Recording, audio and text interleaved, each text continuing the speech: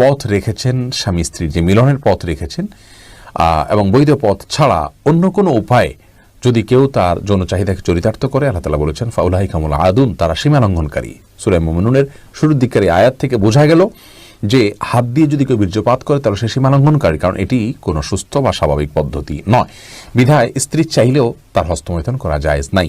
হ্যাঁ, যদি কেউ এমন কোনো জায়গায়, এমন কোনো কঠিন সিচুয়েশনের মধ্যে পড়ে গেছেন, যে এমন পরিবেশে আছেন যে এখানে তিনি তার যৌন চাহিদা যদি তিনি কোনোভাবে অবদমন না করেন তাহলে জিনায় লিপ্ত হয়ে যাবেন, তাহলে সেক্ষেত্রে কোনো কোনো ফকিগণ ওই ব্যক্তির জন্য ওই সময়ে হস্তমৈথুনকে জায়েজ বলেছেন।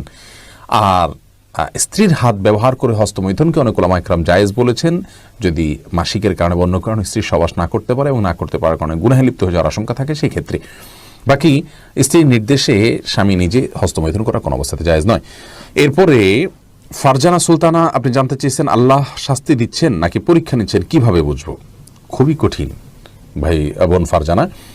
আমাদের জীবনে কোনো বিপদ আসলে সেটি একইভাবে আল্লাহর পক্ষ থেকে পরীক্ষা হতে পারে। আল্লাহ আমাদেরকে পরীক্ষা করছেন, এমনটি হতে পারে আমরা কি করি, আমরা সবর করতে পারি কিনা।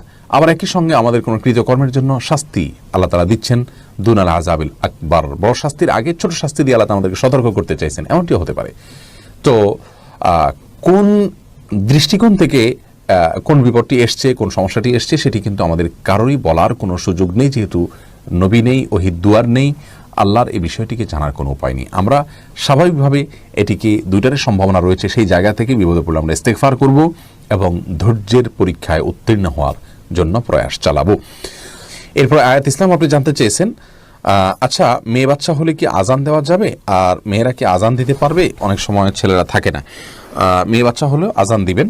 আর আজান দেওয়া সম্পর্কিত হাদিসগুলো আসলে খুব বেশি যে শক্তিশালী তা নয়, বরং বিন বাজ রাহিমাহুল্লাহ আজান বাচ্চার নবজাতকের ভূমিষ্ঠ হওয়ার পর তার কানে আজানের বিষয়ে হাদিসগুলোকে অ্যানালাইসিস করে বলেছেন বেশিরভাগ হাদিস জয়ীফ, কিন্তু অনেকগুলো হাদিস বর্ণিত হয়েছে এটা করা যেতে পারে। ফজিলতের মতো বিষয়, হাদিসের জয়ফের যে মাত্রা তাতে এটা করা যেতে পারে, খুব বেশি গুরুত্বপূর্ণ না হলে এটা করা যেতে পারে। তবে মেয়েরা নাও, ছেলেরাই আজান দিবেন এবং মেয়ের বাচ্চা হলেও আজান দিবেন, পৃথক করা হয়নি হাদিসে ছেলে মেয়ে আলাদা করে।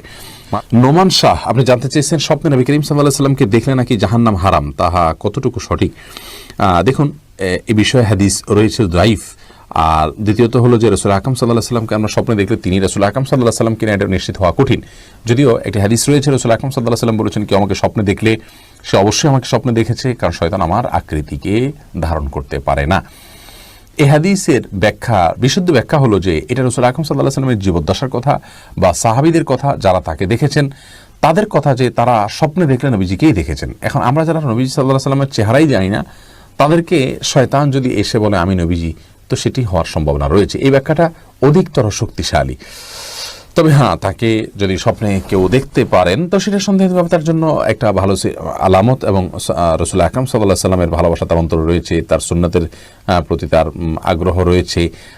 এটি যেমন হতে পারে তেমনিভাবে এর মাধ্যমে তিনি অনুপ্রাণিত হতে পারেন, কিন্তু এটা জরুরি নয় যে তাকে স্বপ্নে দেখলে তিনি অরিজিনালি দেখেছেন আর তাকে দেখলেই জান্নাত ওয়াজিব হয়ে যাবে, এটি বিশুদ্ধ নয়।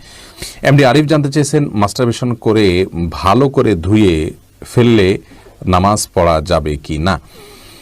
দেখুন, যে কোনো নাপাক যদি ভালো করে ধুয়ে আপনি পাক করে ফেলেন তাহলে সেক্ষেত্রে অবশ্যই সেখানে সালাত আদায় করতে পারবেন, সেটি সম্পূর্ণ স্বতন্ত্র এবং ভিন্ন একটি বিষয়। রিজওয়ানুর রহমান হৃদয় জানতে চেয়েছেন স্বামী স্ত্রী কিংবা স্ত্রী স্বামীর লজ্জাস্থানে উত্তেজনাবশত মুখ লাগাতে পারবে কিনা? এটা ঘৃণ্য কাজ ইসলামী শরীয়তে, এটি আর কিছু না হলেও মাকরু, কমপক্ষে হারাম সরাসরি না হলেও মাকরু অপছন্দনীয় কাজ। এরপরে এমডি জাকির জানতে চেয়েছেন দোকানে কি বিড়ি সিগারেট বিক্রি করা সম্পর্কে ইসলাম কি বলে? যদিও আমরা খাই না, দোকানে বিড়ি সিগারেট রেখে বিক্রি করলে সেই উপার্জিত